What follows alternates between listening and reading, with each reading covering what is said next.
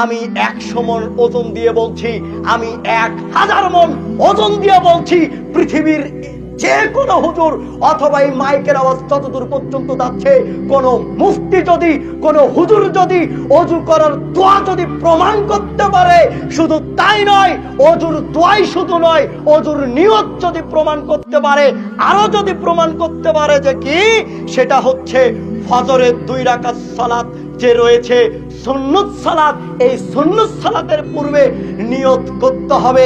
এইগুলো যদি হুজুর প্রমাণ করতে পারে, আমি আজকে এইখানে বলে যাচ্ছি, জিন্দেগিতে জাতির সামনে বক্তব্য দেব না। এইখানেই সেও যদি আমার সামনে বসতে চায়, এখানে আসবে, আমি তার সাথে কথা বলবো। আমি যদি তার কথাগুলোকে মিথ্যা প্রমাণ না করতে পারি, তাহলে আমি ওমর ফারুক বিন সাইফুল্লাহ আপনাদের সামনে দাঁড়িয়ে কান ধরে ওঠবোস করে যাব। যেটার কারণে তাদের জিহ্বা এবং ঠোঁট কেটে দেওয়া হচ্ছে, যে পাপের কারণে তাদের মাথা ফেটে দেওয়া হচ্ছে, আমি আপনাকে কি দিয়ে বোঝাই? হুজুর দিয়েই যে জাহান্নাম উদ্বোধন হবে, হুজুরেই জাহান্নামে যাবে, হুজুরের জিহ্বা ঠোঁট কেটে নেওয়া হবে, হুজুরের মাথা ফাটা হবে।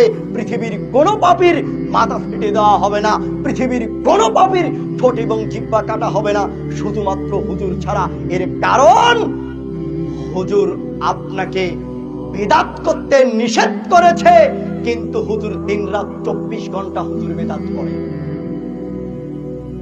আপনার হুজুর যখন মসজিদের মেম্বারে ওঠে, নাসাই শরীফের 1578 নম্বর হাদিস বলে, অশাররুল উমুরি মুহদাসাতুহা ওয়া কুল্লু মুহদাসাতিন বিদআ ওয়া কুল্লু বিদআতিন দালালা ওয়া কুল্লু দালালাতিন ফিন্নার। হুজুর আপনাকে বিদআত করতে নিষেধ করে, কিন্তু হুজুর নিজেই বিদআত করে।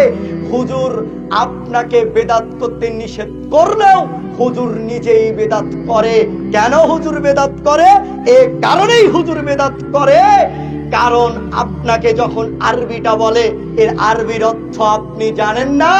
হুজুর আপনাকে ওই আরবি পড়ে বিদআত করতে নিষেধ করলো, কিন্তু হুজুর নামাজের পরেই সবাইকে নিয়ে আপনাকে মিলে হাত তুলে মোনাজাত করলো। হুজুর বিদআত নিষেধ করতে না করতেই নামাজের পরে আপনাদেরকে নিয়ে হাত তুলে মোনাজাত করলো, তখনই হুজুর ওই জায়গাতে বিদআত করলো, অথচ আপনাকে হুজুর নিষেধ করলো।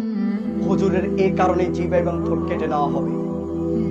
এই পৃথিবীতে অসংখ্য জাল হাদিস আছে, এই পৃথিবীর মুখে অসংখ্য দোয়া হুজুররা বানিয়েছে।